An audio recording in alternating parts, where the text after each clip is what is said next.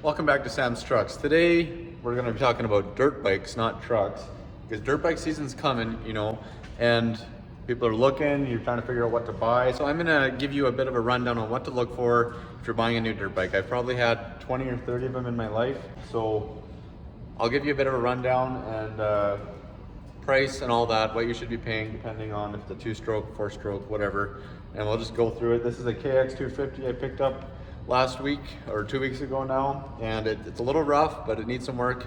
I'm going to show you for about 250 bucks how I can get this thing looking pretty much brand new and probably double my money on it.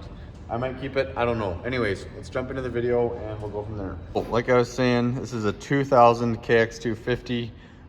It's got a couple little upgrades. It's got bar risers on it. It's got FMF fatty pipe and whatnot. The plastics, as you can see, are pretty much shot. This side over here is all cracked up.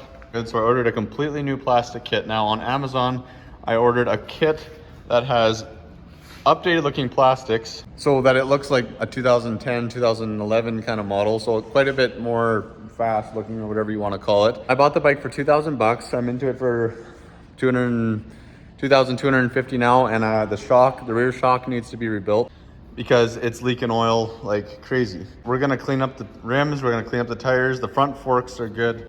Now, there's so many different types of dirt bikes. So you got like 2-stroke dirt bikes, you got 4-stroke dirt bikes, you got liquid cooled, air cooled race bikes, high compression, you got all that.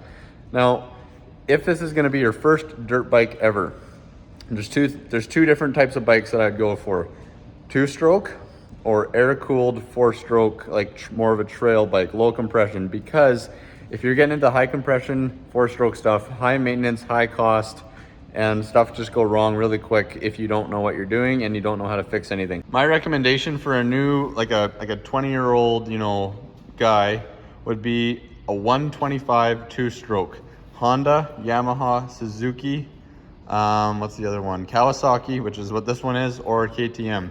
They all are pretty much the same as far as power and ride and everything. And the 250s and the 125s usually share the same frame and everything, and they're pretty much the same as far as the size. Just the power difference is a little bit different. I mean, this is a KX250 and these things rip. Like, these things have so much power, and if you're a new rider, it might be a little much. A 125 might be better suited to you. Now, if you're buying a used bike, one of the first things I always look at is the fork seals. Are the fork seals leaking? Now, these ones actually aren't bad. They just have a little bit, and this thing sat for quite a long time, so I bet you once I use it and whatnot, it might swell up those seals again. But if you see a bunch of oil on here, that means the fork seals are bad. Now, it's not a super hard job and whatnot, but you do need some special tools, but that is something to watch out for. Look at the back tire, Guys that take care of their bikes often don't run them completely bald. If you show up and look and the tire's completely bald and the guy's saying, yeah, it's freshly rebuilt and all that type of stuff, you probably don't believe him, because if he can't spend the 80 bucks to change his back tire, he's probably hasn't rebuilt the motor. I always do a test of the throttle here, because this will tell you if this is all looking good and the linkage is all doing good and the throttle cable's good. If it snaps back really good, that's good. And what that also tells you is that the slider in your carburetor is not gummed up with a bunch of crap, because what happens is when you twist the throttle, there's a little slider that lets more air in to your carburetor, and if it's gummy in your carburetor, then it won't snap back real quick. Obviously, check the oil. This one's got a little oil level thing in here, and we can see that the oil is good, so that's good. It always is worth checking the oil. If it's really dark and has a bunch of crap in it, maybe stay away from that.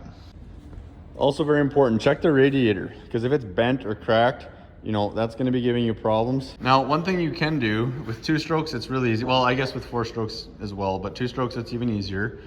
Buy a compression tester for 20 bucks at your parts store, and just when you go to go look at the bike, just ask them if you can pop the spark plug out, which is right up here, and put the compression tester in and check the compression.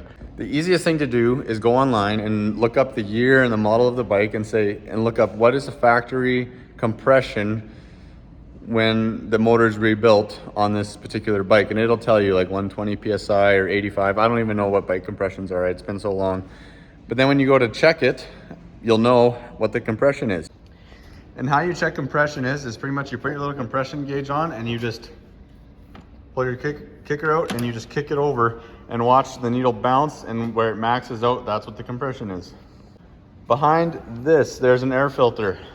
Make sure you pop these off and check that air filter. If it's completely gummed up and whatever, you know there's some hairy business, because the guy obviously doesn't do maintenance.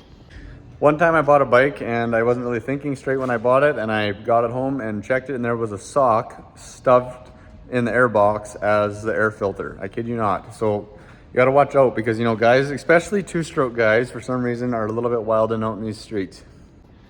You can also check the wheel bearings. Very easy. All you do is you grab the tire, make sure it's solid, the whole thing, and you just try and wiggle it back and forth like this. And that'll tell you if your wheel bearings are bad or not. Check the sprockets. See how the teeth look. On this one, they look all right. Now, if they're bad, these things will be really thin, and these ones aren't necessarily great, but they're not bad.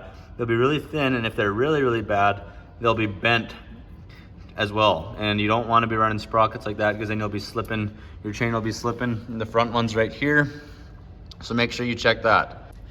You've got a bunch of bushings up in here for your sway bar here. So what I always do is grab the bike or get someone to sit on it and move the whole thing back and forth. And if this piece here, if you can feel play in it, that means that these bushings are bad. It's not a super hard job, but just keep that in mind. I don't really know what this stuff is here, but what I'm guessing it is for some reason he didn't do the head gasket torque properly, because this engine is rebuilt. It's great compression, but I'm guessing when he did it, he didn't torque these down properly or mess something up with the head gasket, so it probably had a little leak here. So it looks like he kind of temporarily fixed that, which I'm not super stoked on, but whatever, not a big deal. And then obviously you want to check to see if it actually runs. Now, if it's all tuned properly, a two-stroke, you should choke it and be able to kick it over with no throttle. And it should just fire right up and idle. And then once it's warmed up, you turn the choke off and it should idle just perfectly with no throttle. You shouldn't ever have to crack the throttle to get it running or any of that. That means the carburetor's not tuned properly. Now, the last thing to look for is just hackery on it, you know? Like, see this here, he riveted all these in. That's what I'd call hackery. You want to just look through and see if there's any little weird looking things like screwed on or jimmy rigged, because guys always do be hiding stuff, you know, in these things. And like, for example, like this, a bunch of zip ties right here. And that's pretty normal for dirt bikes. Stuff breaks, you fall, whatever. Those are the things you kind of want to check. Because if you see a bunch of those, you might want to run, because there could be other little issues. Here's my guidelines that I follow when I'm buying dirt bikes, okay? I don't really buy anything newer than about 2012. That's probably about the newest thing, or 2013 I think is the newest I owned. And that was like KTM SX 250 two-stroke. And I believe I paid about 4,000 bucks. Now, I would never, like, and I mean never, pay more than $2,500 for a 250 two-stroke that isn't any older. So from 1999 up to like 2015, I wouldn't pay any more than 2,500 bucks. And if it's lower than that, like if it's 1998 and down, I wouldn't pay more than 1,500 bucks. If you're paying any more than that, you're probably getting ripped off, or you're just not paying the best deal, because they do come up. You can find them. Like, I bought this one for 2,000 bucks, you know, and it's rebuilt. It's great, and it needs a little bit of work, but for less than 500 bucks, she'll be looking almost brand new with a new plastic kit on it. Now, if it's a 4-stroke, you got a couple different options. You got 250s and 450s. If you're looking at the high compression stuff.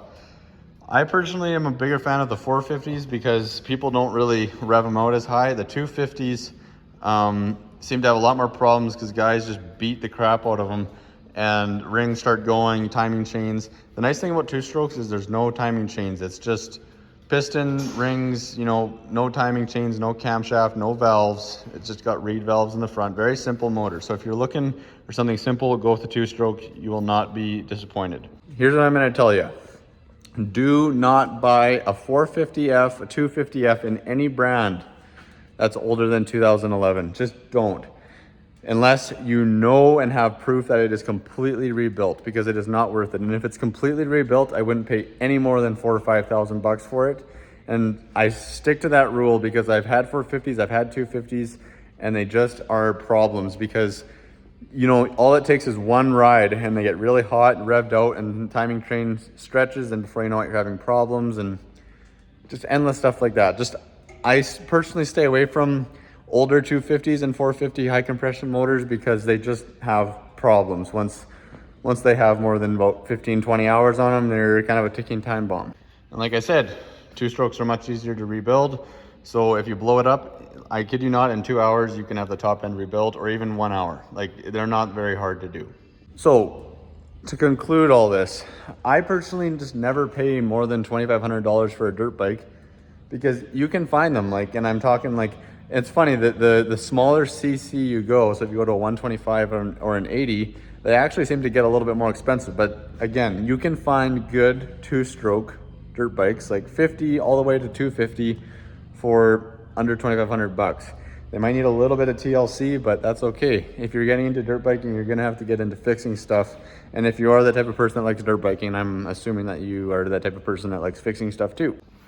So in the later video, I'll do a quick little video on what I all did to this thing to make it look all shiny. But if you're looking for a dirt bike, especially coming this May, you know, summer season, spring, summer, that's kind of a good guideline of what to look for if you're buying a bike. I hope this video helped, and I hope you have a good time riding out there. And if you have any questions about this bike or any other bikes, like I said, I have experience with all different types of bikes. I will say KTMs are probably the best built dirt bikes. So if you're looking for a high quality product, KTM. They're just easy to work on and high quality. So, and they have a hydraulic clutch, like the older ones have hydraulic clutches. Everything now has hydraulic clutches, but pretty much 2012 and down, I think KTMs are the only ones that have it. So I could be wrong on that. Let me know. Have a good day, and we'll see you in the next video. Bye.